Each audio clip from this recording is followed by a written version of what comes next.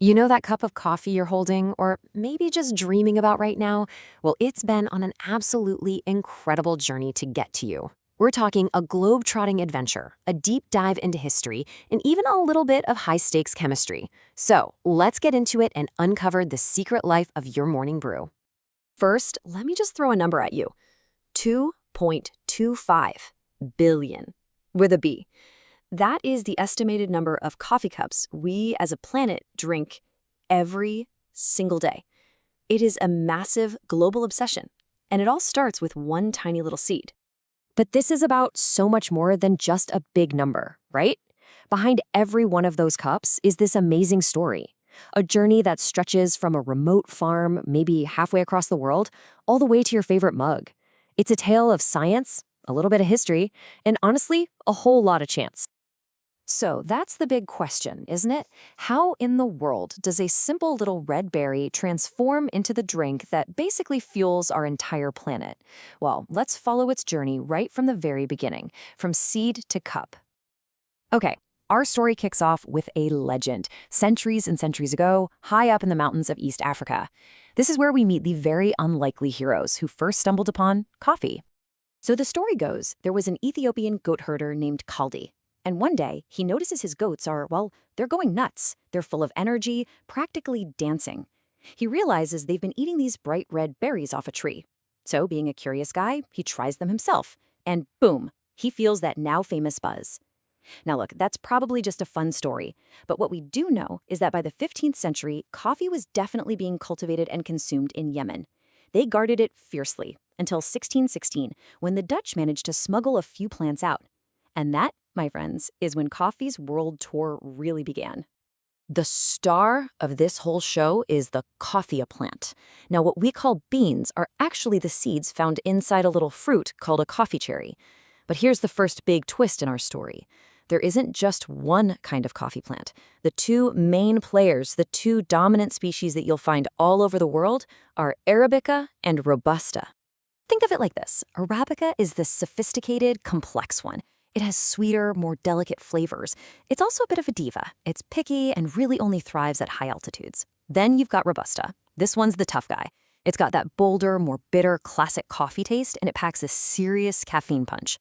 This one decision, Arabica or Robusta, is the very first step that shapes what ends up in your cup. So once those coffee cherries are picked, the bean inside faces its first, and maybe its most important, fork in the road. This is the decision that's going to completely define its flavor long before it ever even gets near a roaster. This critical step is called processing, and it's all about how you get that bean out of the fruit. There are three main ways to do it. You can wash the fruit off right away, you can let the whole cherry dry in the sun with the bean still inside, or you can do something right in the middle. Let's see how this one choice changes everything.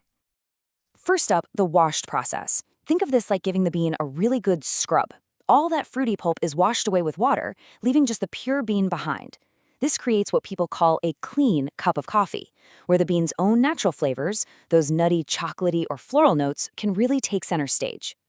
Now, for the total opposite, the natural process. This is the old school method. Here, the entire coffee cherry is just laid out to dry in the sun. As it dries over days or weeks, the bean inside is just soaking up all the sugars and flavors from that surrounding fruit. The result is a wild, full-bodied coffee that can be bursting with fruity flavors like blueberry or strawberry. And believe me, the difference between these two isn't subtle at all. I saw a coffee enthusiast on Reddit put it perfectly when someone asked if you can really taste the difference. He just said, "It's like light and day, man." And that's exactly right. One gives you the crisp, clean flavor of just the bean. The other gives you this wild, fruity explosion from the bean and the cherry. So after the processing, you'd think the bean's journey is almost over. Nope, not even close. Now it has to travel from that farm, across oceans, to a roaster that could be halfway across the world. Welcome to the massive, complex world of the coffee supply chain. So many people play a part in getting that coffee to you. It all starts with the growers, the farmers out in the fields. Then come the processors who make that key flavor decision. After that, exporters and importers get the beans moving across the globe. Then the roasters work their magic. And finally, your local cafe or grocery store gets it into your hands. It's a huge team effort. And what's really fascinating is that almost all of this starts in a very specific part of the world. It's called the coffee belt, a strip that circles the globe right around the equator between the tropics of Cancer and Capricorn. This is the sweet spot, where the altitude, the rain, and the temperature are just perfect for growing our beloved coffee plants. And within that belt, you have some absolute giants. Brazil is the undisputed king, producing a full third of the world's coffee. Vietnam is a major powerhouse, especially for Robusta. And then you have countries like Colombia and Ethiopia, which are legendary for their incredible Arabica beans. Okay, so the green coffee bean finally arrives at the roaster. But it's not what you'd recognize as coffee. It's hard, it's dense, and it smells kind of like grass. To become the coffee we know and love, it has to go through its most violent, most dramatic transformation yet: the roast, a true trial by fire. Roasting is this incredible dance between heat and timing. The bean goes from green to brown, and then you hear it, the first crack. It's an actual audible pop, kind of like popcorn. That's your signal for a light roast. If you keep the heat on, the bean structure starts to break down until it cracks a second time, pushing all those fragrant, rich oils to the surface. And that's when you're in dark roast territory. It is truly both a science and an art. But what's actually happening inside that bean? Well, there are two key chemical reactions creating all that amazing flavor. The first is the Maillard reaction. Now, you already know this reaction, even if you don't recognize the name. It's what gives a steak its delicious crust and what makes toast turn brown. For coffee, this is where hundreds of new aroma compounds are born, all those complex, toasty, nutty notes. This is the very essence of roasted. At pretty much the same time, a second crucial reaction is kicking in: caramelization. This one is purely about the browning of sugar. The heat breaks down the natural sugars in the bean, creating those sweet, nutty, and classic caramel flavors we love. But if you push it too far, that sweetness turns into the bitterness you find in very dark roasts. A roaster's entire job is to perfectly balance these two amazing reactions. So, after all that, how does it all come together? Let's connect all the dots and see how every single step of this long journey creates the unique coffee that's sitting in your cup right now. It really is all about the combination of choices. So if you start with a sweet Arabica bean and use that natural, sun-dried process, you're going to get a cup that's intensely sweet and fruity. But take that exact same Arabica bean and use the washed process instead.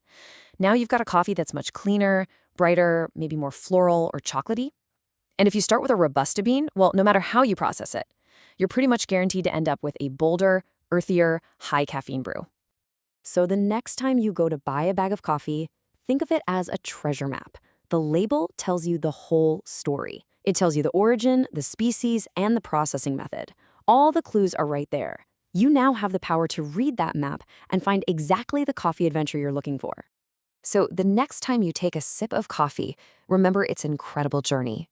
From a mythical goat herder in Ethiopia, through a trial by fire in a roaster, all the way to you. Every single sip tells a story. So what story will you choose for your next cup?